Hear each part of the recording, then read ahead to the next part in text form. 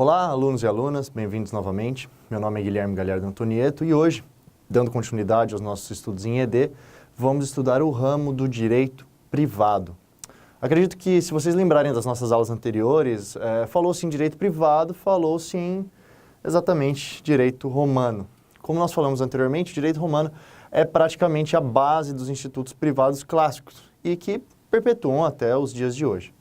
E não são poucas as áreas, não. Podemos citar o direito obrigacional, o direito de família e sucessões, contratos, entre outros. Aí então temos a queda do Império Romano. E com o passar do tempo, o crescimento do direito público e estagnação e apequenamento do direito privado, que só volta a ganhar espaço com a Revolução Francesa, a influência burguesa e a difusão dos princípios da liberdade, fraternidade e igualdade, que alavancaram novamente o direito privado, a liberdade de contratar e, por consequência, os contratos. Assim sendo, na aula de hoje, vamos tratar dos tópicos mais importantes sobre o direito privado, sua evolução histórica, seus principais conceitos, até então chegarmos, como na aula passada, na constitucionalização do ramo do direito que agora estamos estudando. Essa aula é muito importante porque, basicamente, o direito privado rege quase toda a nossa vida, nossas relações, nossa liberdade, nossa escolha, e estudar esse ramo é, ao mesmo tempo, estudar a essência do ser humano. Começando então pela origem do direito em si, conversamos já que o direito é uma ciência social e que onde houver sociedade, ali também estará o direito, certo? Isso porque não existe a gente pensar em vida em sociedade sem existirem normas que regulem as relações entre os indivíduos que compõem essa sociedade. Aí então, com a evolução da sociedade, surge uma entidade estatal com autoridade que detém o poder de interferir e decidir sobre as relações privadas através da sua função jurisdicional. Além dessas normas estatais, sabemos também que estamos rodeados de princípios éticos, morais e sociais, que regem a nossa vida em sociedade. Então, para falar de moral, devemos lembrar da doutrina dos círculos concêntricos de Bentham, onde a moral era o círculo maior, mais abrangente, enquanto o direito estava nele incluído, porém de maneira mais restrita, apenas atuando quando todas as demais normas morais de nossa sociedade não fizessem efeito. Assim sendo, existem normas morais que podem evoluir e se desenvolver até um ponto que elas saem desse campo da moral e são positivadas pelo poder público, tornando-se leis impositivas válidas para todos os indivíduos daquela sociedade. Portanto, temos que fechar essa ideia, concluindo que o direito lá nos primórdios partiu de uma base moral que estava atrelada a dogmas religiosos, evoluindo até o ponto de hoje ser influenciado por precauções coletivas e sociais. Mas ok, fizemos esse parênteses sobre a origem do direito. Retornemos então a Roma, que é ali a gênese do direito privado. O ano é mais ou menos 735 a.C., surge a figura da cidade-estado, ou seja, pessoas organizadas em uma sociedade reunida buscando sua própria defesa, e é nesse contexto que começa-se a valorizar o homem como agente e senhor de suas decisões, e por consequência, das decisões da coletividade. É aqui que surge também o ius gentium e o ius civile, sendo esta última a reunião de dogmas consuetudinários de origem essencialmente privada.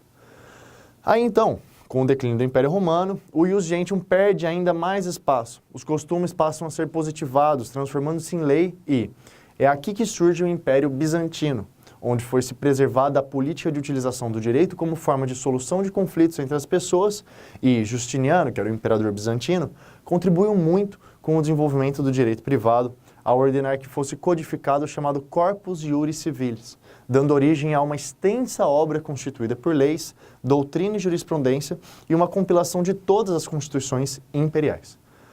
Com essa evolução histórica, veio também a divisão, a dicotomia entre o direito público e o direito privado, como vimos na aula anterior. Já no período republicano, o direito privado passa a ser enxergado como aquele ramo do direito que cuida somente da coisa privada, dos interesses privados. Eu faço uso agora, então, das palavras do brilhante professor Silvio Rodrigues, que define o direito privado como sendo o direito que regula as relações entre os homens, tendo em vista o interesse particular dos indivíduos ou a ordem privada.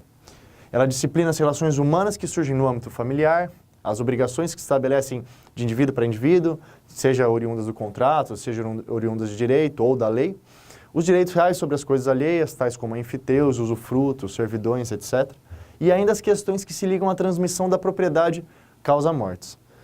Existem ainda autores que defendem a confusão do direito privado com o próprio direito civil pela sua quase homogeneidade.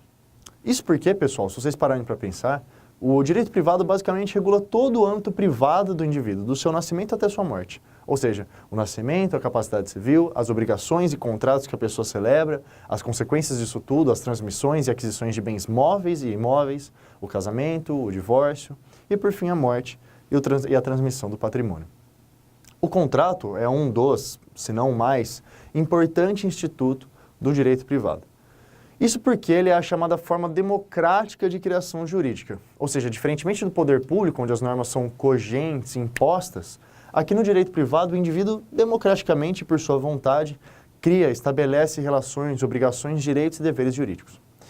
Hans Kelsen, ao descrever sobre a teoria pura do direito, nos trouxe uma relativização entre o direito público e privado, argumentando que, na verdade, o que existe é uma ciência global, caracterizada pela presença de atos estatais também nas relações privadas. O jurista e filósofo dizia que, visto pela ótica da função, o que denominamos de direito privado é apenas a forma jurídica especial da produção econômica e da distribuição dos produtos correspondentes ao ordenamento econômico capitalista. Portanto, uma função eminentemente política e de poder. E complementava ainda dizendo que, por exemplo, em um regime socialista, outra forma jurídica seria adequada não à autônomo-democrática como temos no direito privado, mas de uma heterônomo-autocrática mais próxima ao nosso direito administrativo de hoje.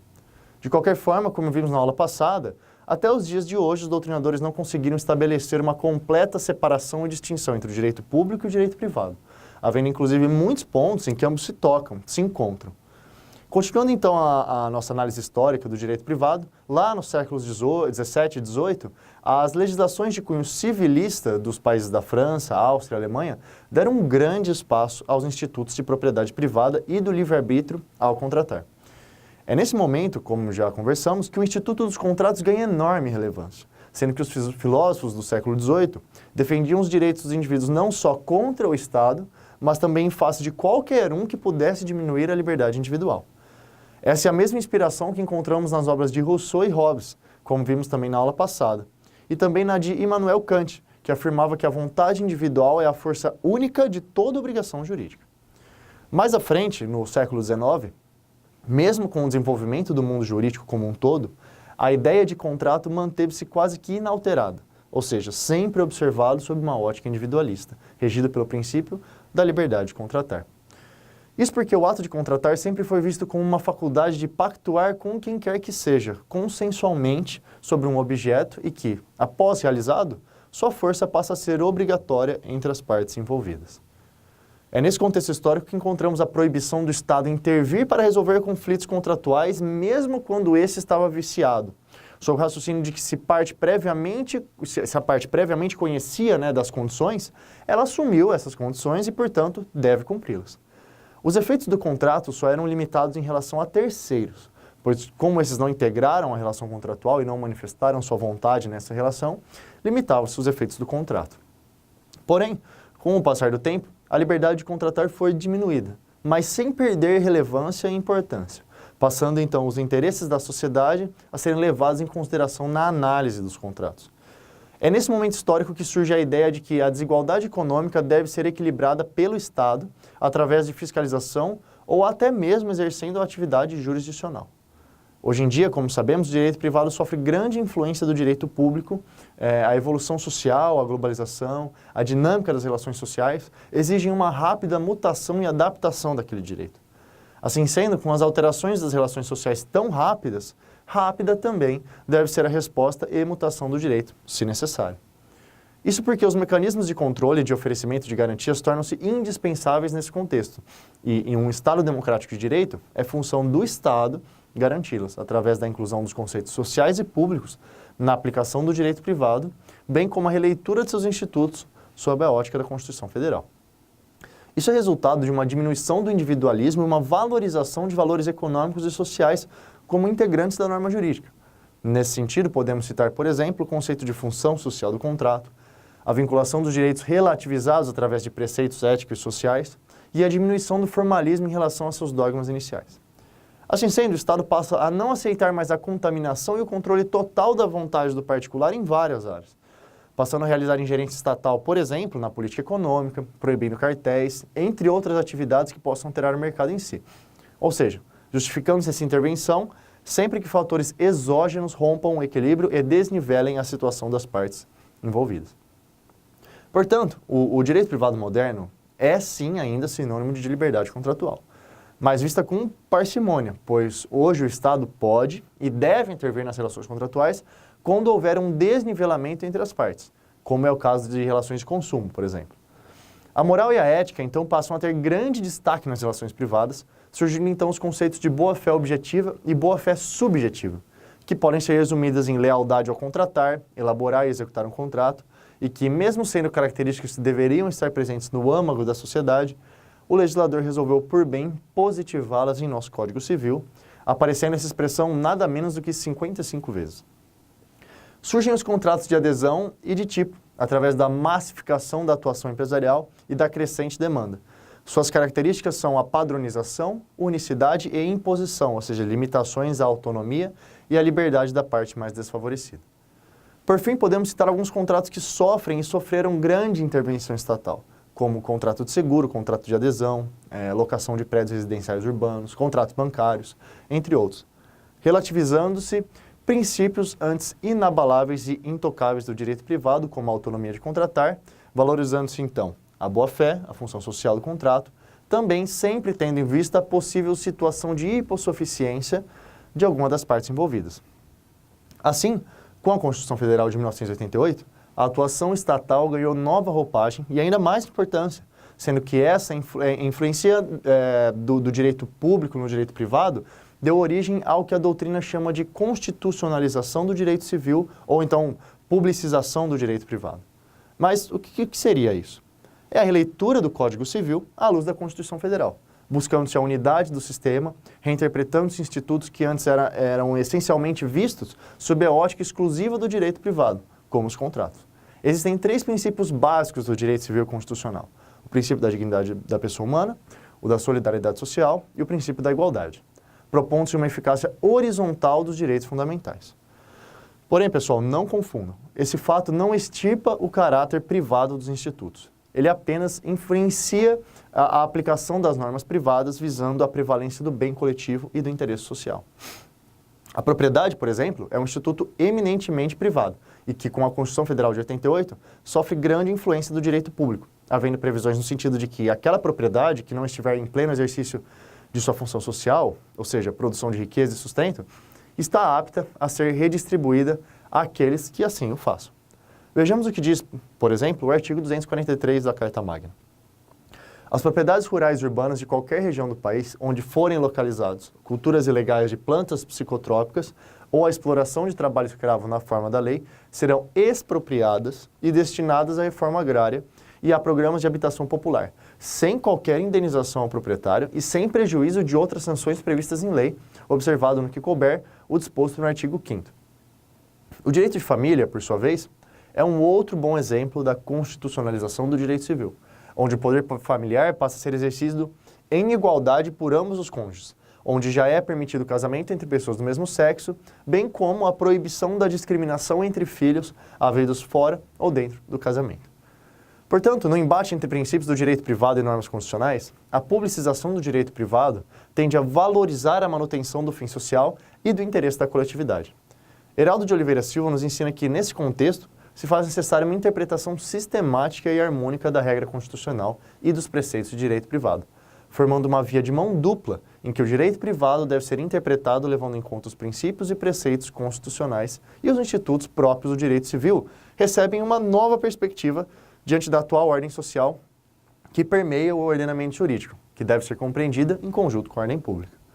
O Estado atua diretamente em várias situações privadas com o intuito de assegurar o equilíbrio na relação entre os entes particulares. E, em contrapartida, algumas situações próprias do Estado, nessa nova perspectiva, são atribuídas ao particular. E sua disciplina sofre a incidência da norma privada. Ótimo, pessoal. Para fecharmos esse ponto, vamos agora falar sobre a unificação do direito privado no Brasil. Desde o século XIX, alguns doutrinadores passaram a defender a ideia da existência de um único direito privado, que abrangesse as múltiplas condições obrigacionais e, após muito debate doutrinário, a doutrina brasileira fixou o entendimento de que, sobre o caráter privado, conjugam-se as premissas obrigacionais. Dessa forma, esse reconhecimento atingiu em cheio o Código Civil de 2002, que uniu as obrigações civis e comerciais, traduzindo a realidade fática do ordenamento.